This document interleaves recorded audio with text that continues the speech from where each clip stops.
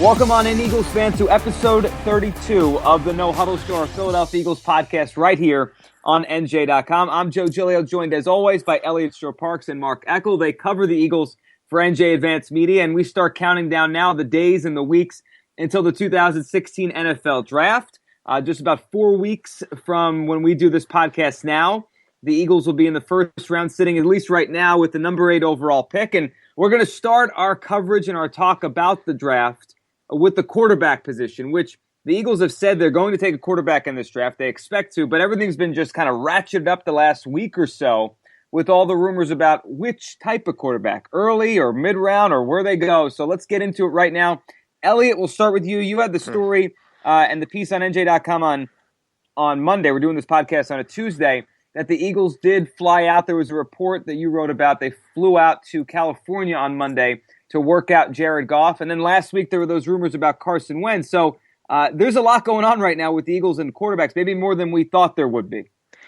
Yeah, I think in some ways the Eagles are an easy team to tie to a quarterback just because they don't have one and they are in the top 10. So in a lot of ways, it's easy to kind of speculate that they might be interested in trading up. But there's nothing speculative about flying across the country with your head coach and your general manager to work out someone who could really, I know the talk now is Carson Wentz will go number 2, but it's not out of the realm of possibility that Jared-Goff could go number 2. So you're flying across the country to hold a private workout with the two most important decision makers in the organization to look at them. So whether or not they'll take them, I don't know. And the fan reaction to this news was kind of, well, they're just doing their due diligence. That's fine, and it is your due diligence. But who knows what that due diligence is going to lead them to?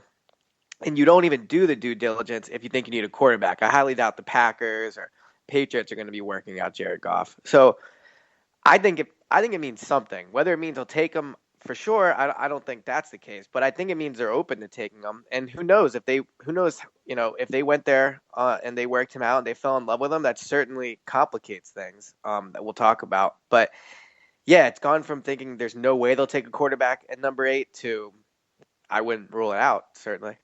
Mark, how did the news from the Goff work out, and then last week with the Wentz stuff, how did it change your thought process on what the Eagles might do? Because I agree with Elliot. I think most people kind of thought when they re-signed Bradford and brought in Daniel, all right, they'll take a quarterback, but it won't be at number 8. But now I think Elliot just made a good point there. Are the Jaguars, who I think are at 5 or 6 with Blake Bortles, are the Bucks with Winston, are these teams working out quarterbacks inside the top 10? No, absolutely not. Because due diligence means you go to the combine and look at the guys, and you go to their pro days, and going to a private workout for you. That's not due diligence. That's legitimate interest. And again, that doesn't mean they're going to take him. It means they have legitimate interest in taking him. A, he may be gone before they pick at 8. B, they may not be able to trade up to get him, because I have no idea what they could possibly use to trade up. But this whole thing is comical. It's outright comical that how dysfunctional is this team? They have no idea. They do everything off the seat of their pants right now.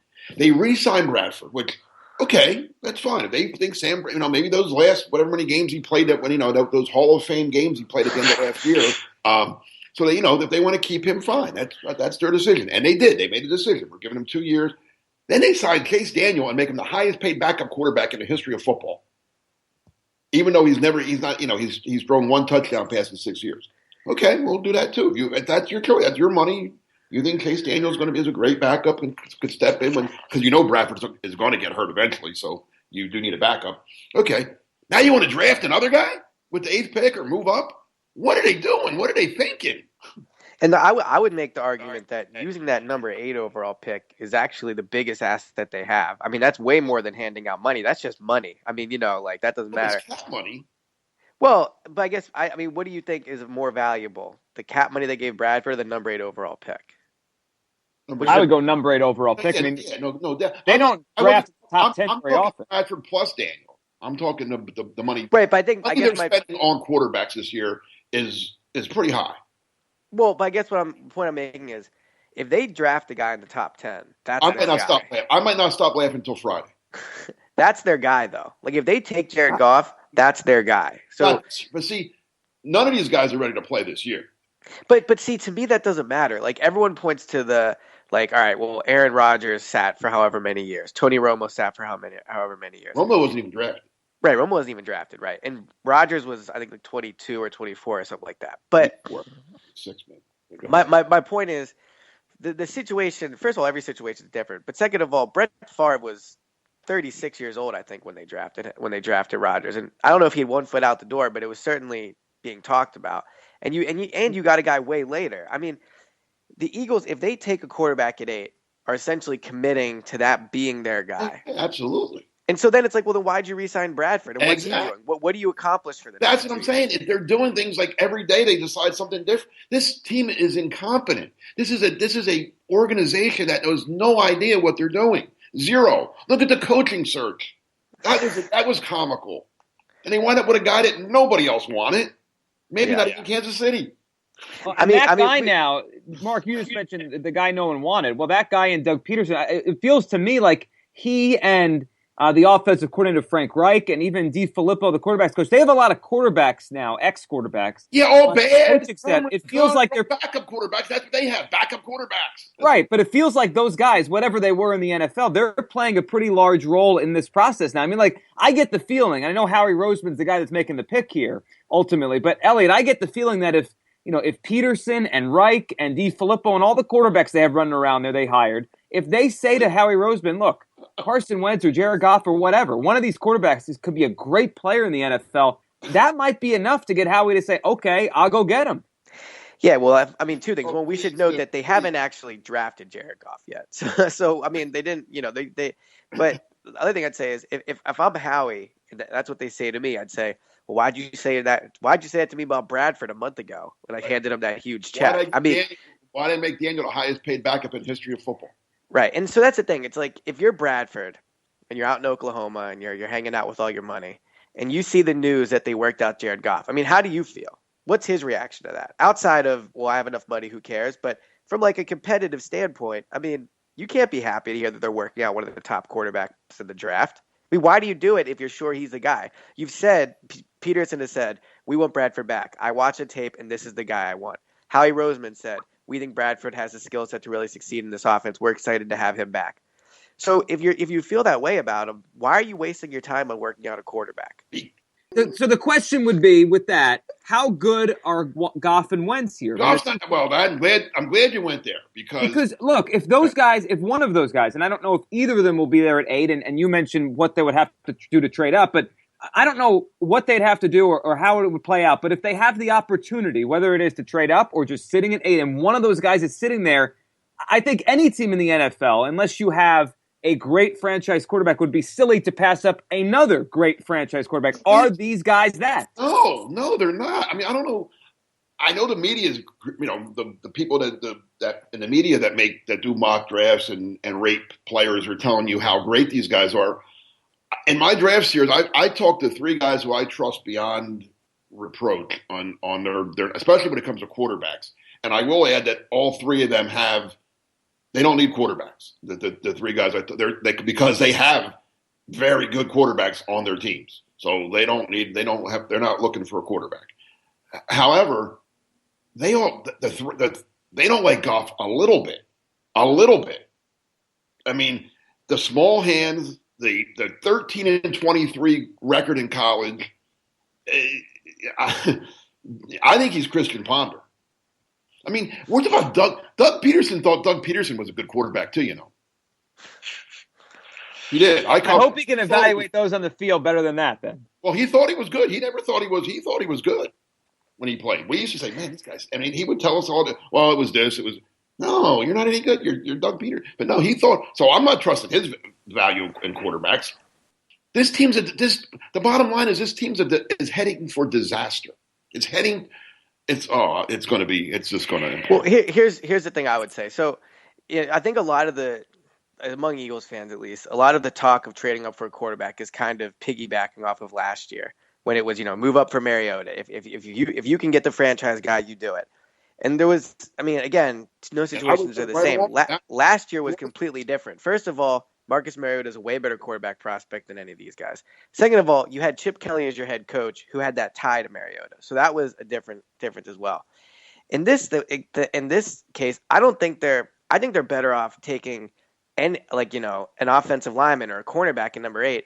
And I don't think there's a big difference between the guy you're going to get at number 8 at quarterback is like, a guy you'll get in like Kevin Hogan late in the draft or Cardell Jones. I mean, whoever you're going to draft is going to have to be developed, and Peterson's going to have to spend time developing him. Sorry, if you want to take a quarterback and develop him, fine. But don't waste the biggest asset you have this offseason. If you really, the Eagles are building like they want to win next year. Can we agree on that? I mean, bringing back Bradford, they're not getting rid of the veterans to a certain degree. I know they got rid of D'Amico.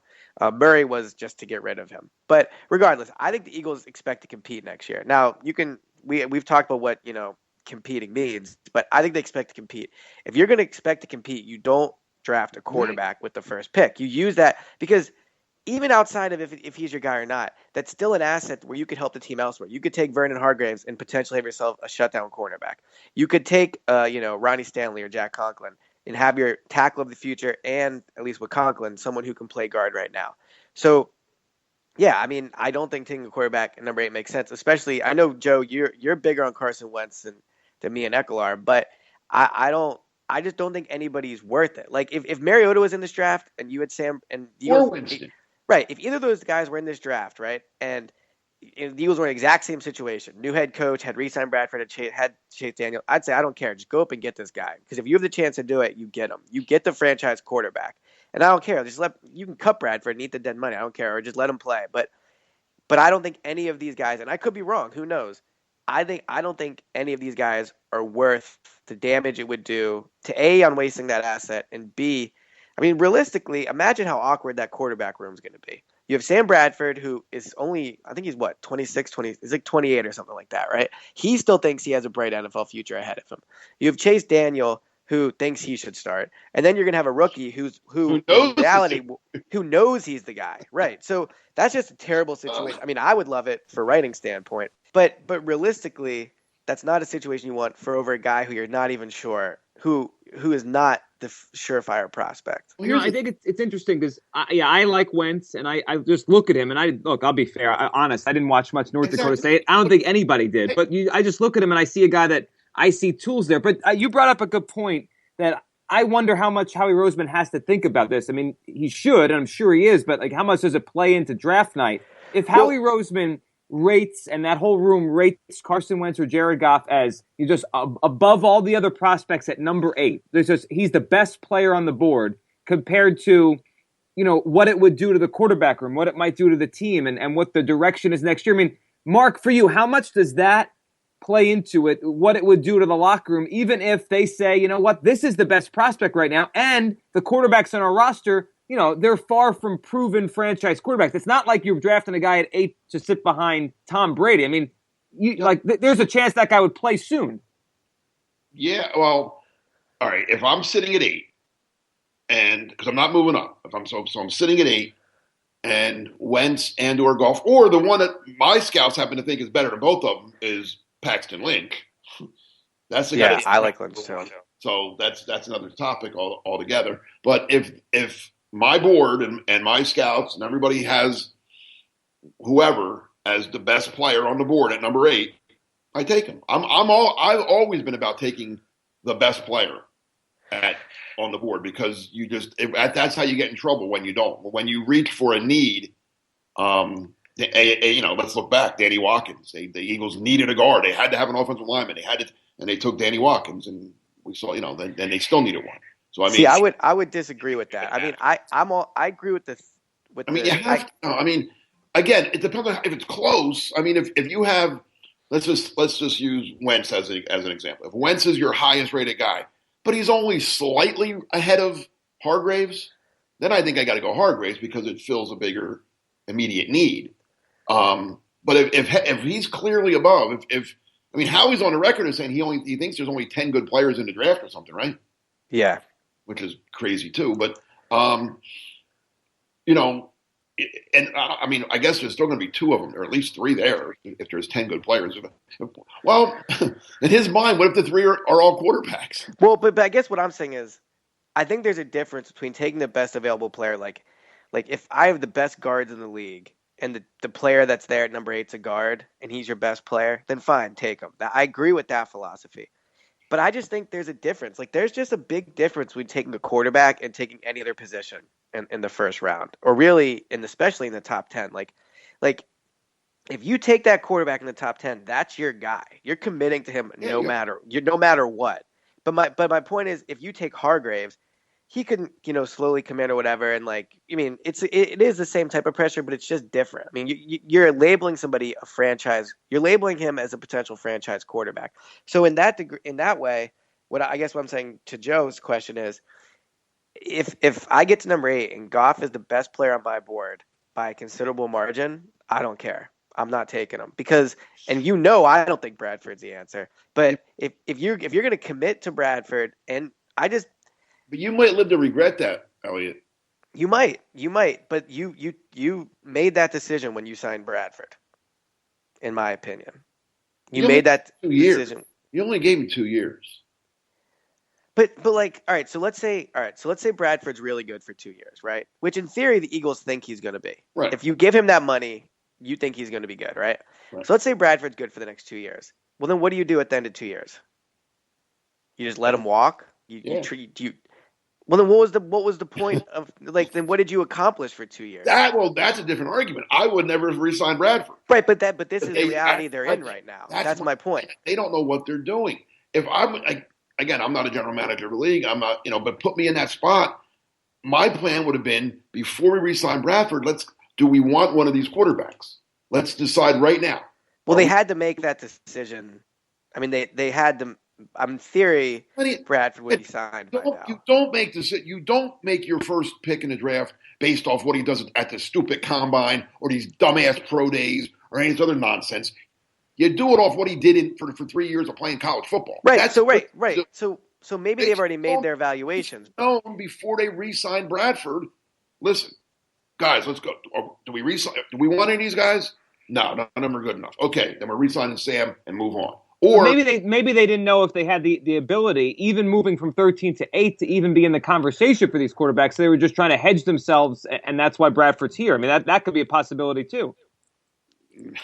I mean, they were working on that deal around the same time, though, right? Come on. But who knows if they're going to take a quarterback? But I guess all I'm saying is, again, why do you work them out if you're not at least a little, if you're not contemplating it? And I don't think it's even something they should be contemplating. And that's the alarming part. If we were doing this a week ago, I don't think we would even be talking about it. And I would have never, if you asked me a week ago, are the Eagles going to take a quarterback in the draft? I would have said, yeah, probably third round, maybe with that high fourth round pick.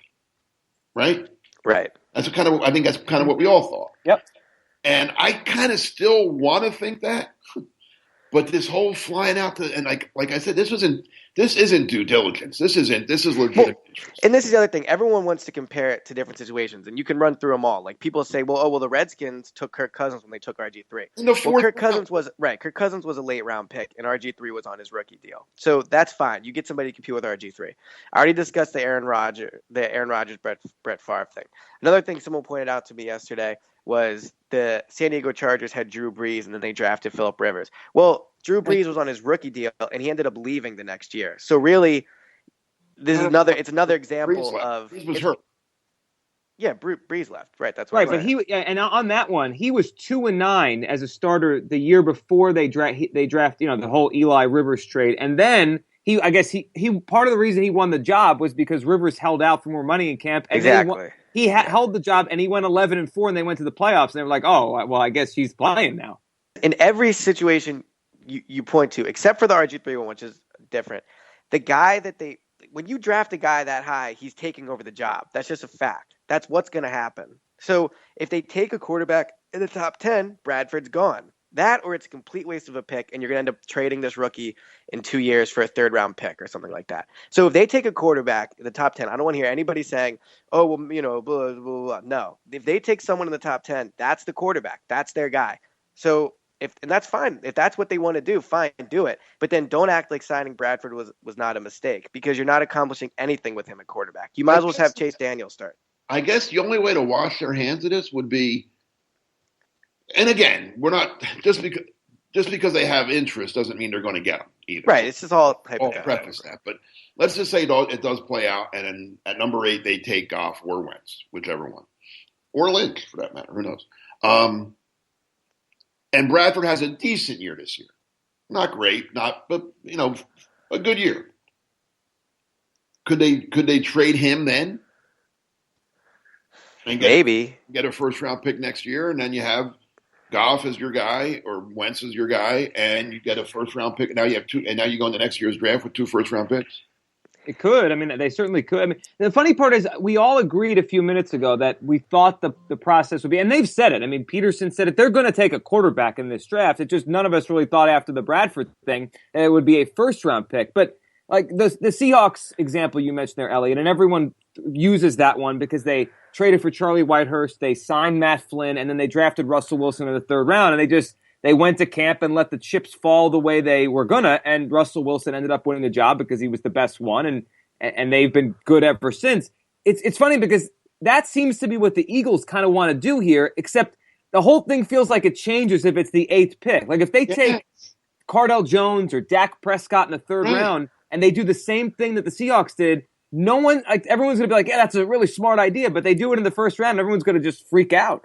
Well, it's like yesterday, I'm on Twitter, and I bring up the point that, well, if they take a quarterback at 8, that means they can't address another need with that pick. And someone goes, well, they have other picks. Yeah, they don't have another pick till the 3rd round. And you can't tell me that moving from 13 to 8 is a big deal, and then also say that, well, they'll just take somebody later. Like, no.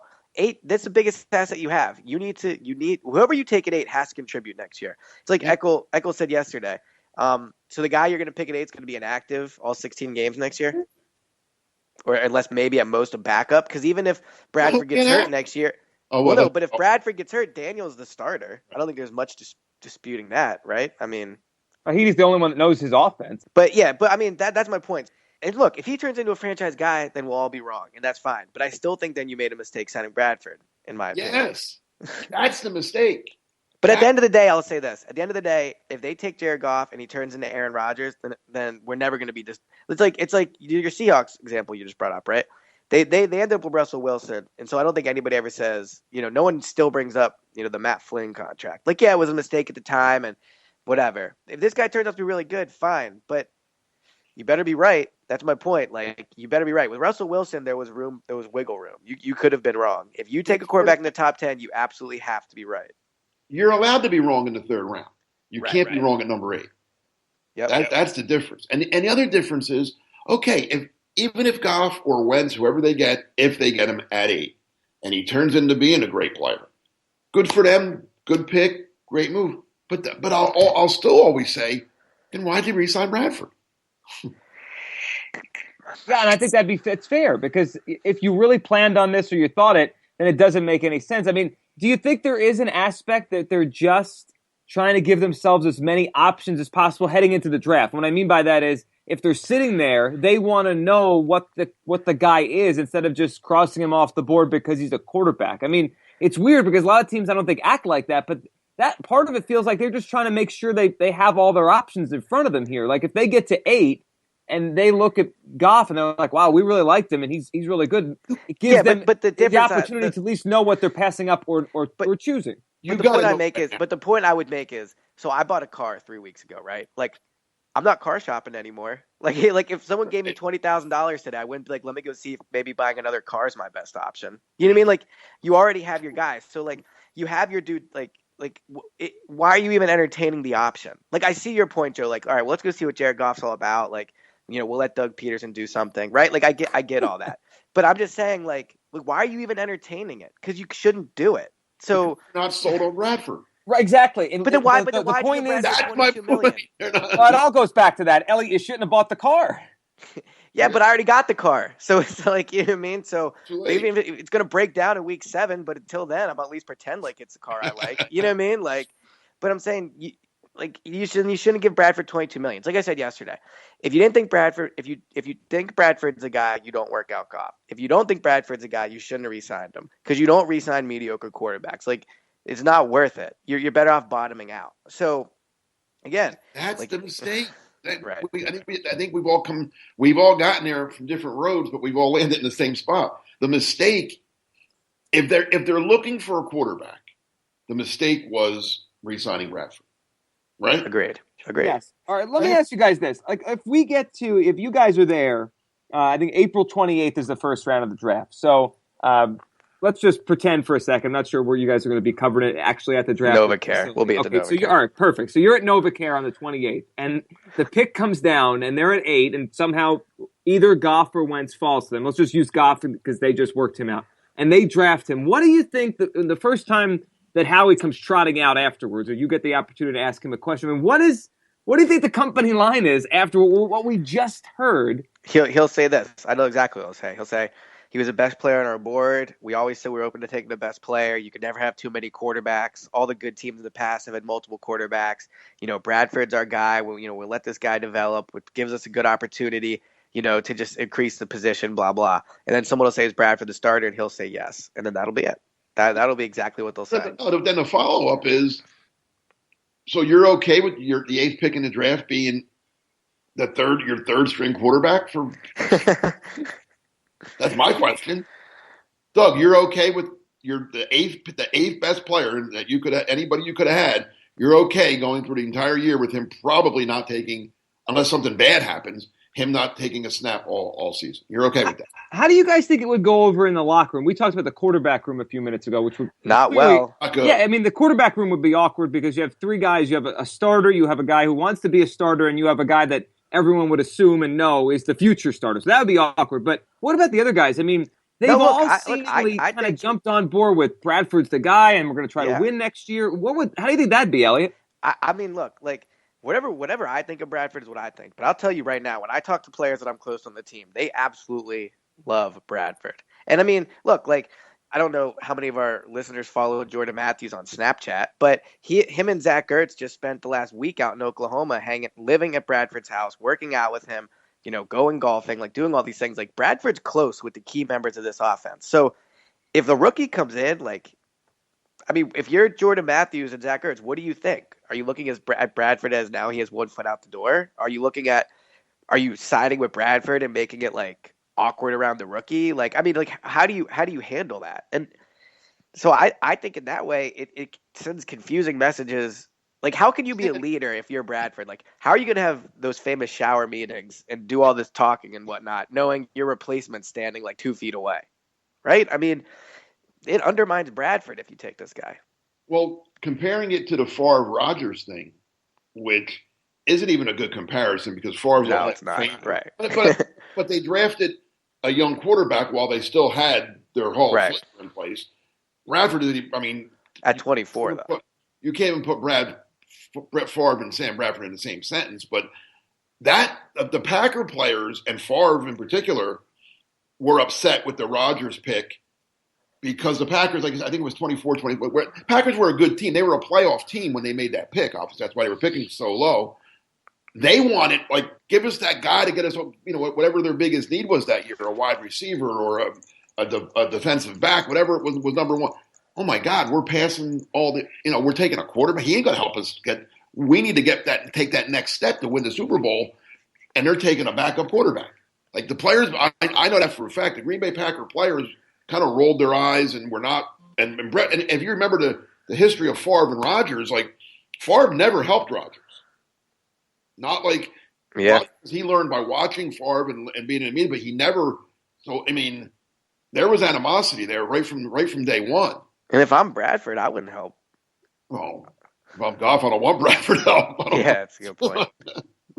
But that's another. I mean, it's not. That would not. I mean, again, if the Eagles think they're a competitive team next year, Vernon Hargreaves would help them compete more than jared-goff. Jack Conklin, Ronnie Stanley, anybody, almost anyone besides a quarterback would help more in 2016. And you got to look at it. Players aren't looking down the road. Their careers can end any day. They could get traded any day. They could get, guys that are like Fletcher Cox has 1 year left on his contract. You think he cares about what happens to the Eagles in 2018? No, he wants to win next year. Right, that's not the way they're wired. They're wired just to think about the coming season and just playing and trying to win next year. All right, let's wrap with this. Let's finish with this. I mean, would we all agree there's a very high likelihood, 90%, 100%, a very high percentage they will take a quarterback somewhere within the NFL draft this year? They say they are. Okay, so yeah, they said they are. So we all think, take them at their word, they're going to take one. What percentage chance would you put it now, after this whole conversation we had, after the news of the last week, starting last week with the rumors about they might trade up for Wentz, and then the fact they actually hopped on a plane on Monday and went to go see Goff. What percentage would you put it now that quarterback arrives in the first round? And that could mean a trade up. It could mean sitting back at 8. It could mean whatever you want it to mean. But percentage chance that it actually happens in the first round. Elliot, we'll start with you, and then we'll wrap with Mark. 15%. It's not 0, though. It's not no, 5. It's definitely not 0. No, I mean... Oh, that low? I can't imagine they'd be that stupid. So, I mean... Oh, I can. 15% would be my... Really? Yeah. Oh, I got higher than that. I was going to say between 30 and 40. I'll say 35. Wow. I mean, that's not... Well, it's still less than half. Yeah, but it's still a big number for a team that has 2 veteran quarterbacks on the roster. That they flew out to California yesterday. Oh, I know. Whatever it was. I mean, they didn't do that. I mean, they weren't going to Disneyland, right? At least I don't think so. It seems like they were going to see Jared-Goff. All right, so the fact they did that, that's worth something right there, I think. It is. Well, it's certainly worth at least double-digit percentage from both of you. So 15, 35, 40, whatever it is, it's a number I think we didn't expect a couple weeks ago. No, not. Last week I would have told you 0 probably.